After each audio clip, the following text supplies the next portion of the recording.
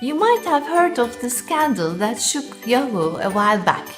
The CEO of Yahoo was found to have lied in his CV. He claimed that he had a computer science degree when he didn't. And during the same scandal, it came out that one of the directors of the board of directors of Yahoo misrepresented herself and said that she studied economics and marketing when she didn't even have enough credits for a minor in economics. So you're wondering, well, what makes economics such a prestigious subject for this woman to want to have lied in her CV about it? Well, economists are perceived as analytically competent people. They have understanding of social issues and the real world. And they are good at communicating ideas. And I would say this is a golden combination. Economics is the study of how to evaluate alternatives, how to make good choices, and not only in business, but also in public policy. It develops critical thinking, it builds technical skills to examine data to support good decisions. Economics is exciting, important, and rewarding. Understanding how markets work, how rules affect equilibrium outcomes, how economic forces derive social systems, equipped economists with skills to solve challenging, pressing economic problems. These skills are desired across a wide range of careers in public and private sectors.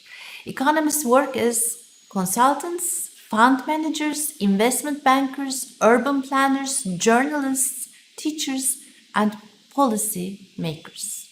Formulating public policy, economists offer evidence-based decision-making with true understanding of incentives.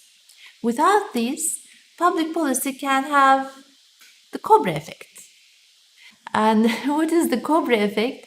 Well, it comes from a historical anecdote where the British colonial government in India decided to eradicate the venomous snakes. And for that purpose, they offered cash prize to each dead cobra that was brought to their offices. And what happened? Well, the Indian entrepreneurs started cobra farms. So likewise, important public policy decisions, such as deciding on the optimal level of employment benefit, requires an economist. How much should we pay every month to the unemployed so that it keeps families from poverty, but so that it does not reduce the incentive to find a job? Should we have universal basic income scheme? What would be the effects of this in the overall economy?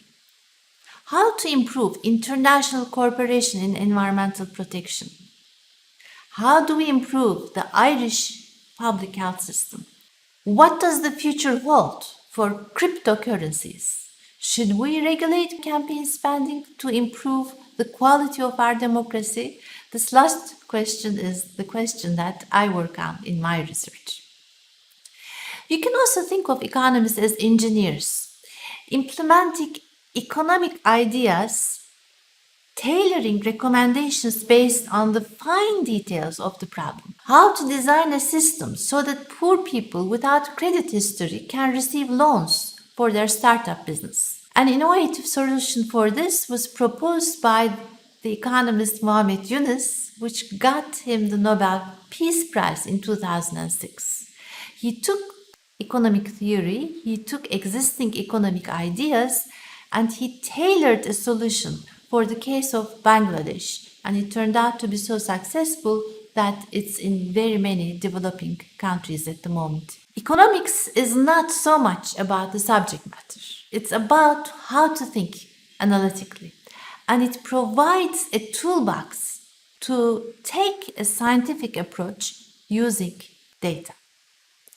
Economists are also in high demand in private sector.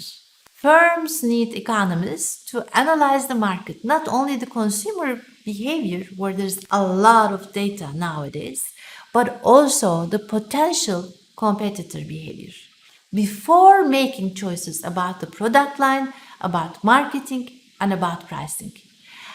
Economists are also needed to design the best incentive system to motivate the employees for the needs of a particular company. Economists are trained to see the big picture. They realize decisions do not only have an immediate effect, but effects propagate and create feedback effects.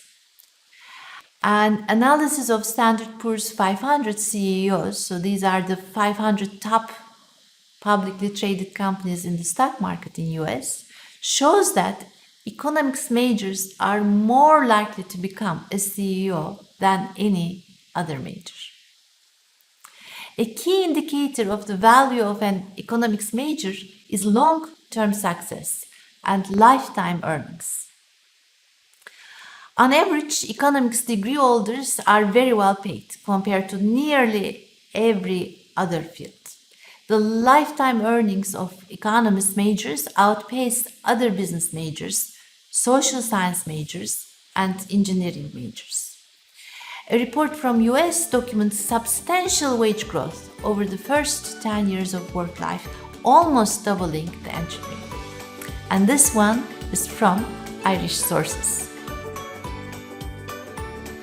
Here are the sources of some statistics I mentioned during my talk. Please visit the website of the Department of Economics. The website is rich with videos on game theory, on minimum wage, and taster videos of a variety of economics modules.